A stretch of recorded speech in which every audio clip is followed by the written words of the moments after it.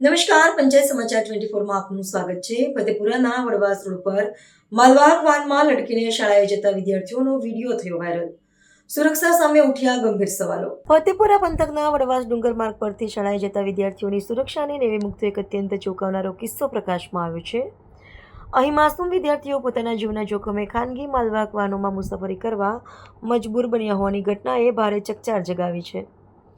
આ ગંભીર બેદરકારી સ્પષ્ટપણે દર્શાવે છે કે અંતરિયાળ વિસ્તારોમાં વિદ્યાર્થીઓના દૈનિક પરિવહન માટે સુરક્ષિત વ્યવસ્થાનો સદંતર અભાવ પ્રવર્તી રહ્યો છે। આ સમગ્ર મામલો એટલા માટે પણ અત્યંત ગંભીર બની જાય છે કારણ કે આ વિસ્તાર રાજ્યકક્ષાના મંત્રી રમેશ કટારાનો મત વિસ્તાર છે।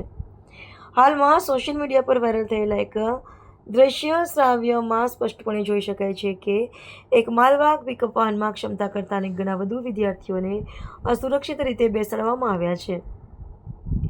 કેટલાક વિદ્યાર્થીઓ વાહનની પાછળ લટકીને તો કેટલાક કેબિનની ઉપર બેસીને અત્યંત જોખમી રીતે શાળાએ જવા મજબૂર છે। આ ભયજનક દ્રશ્યો સામે આવતા સ્થાનિક પોલીસ તંત્ર અને પ્રાદેશિક વાહન વ્યવહાર કચેરીની કામગીરી સામે અનેક વેધક સવાલો ઊભા થયા છે।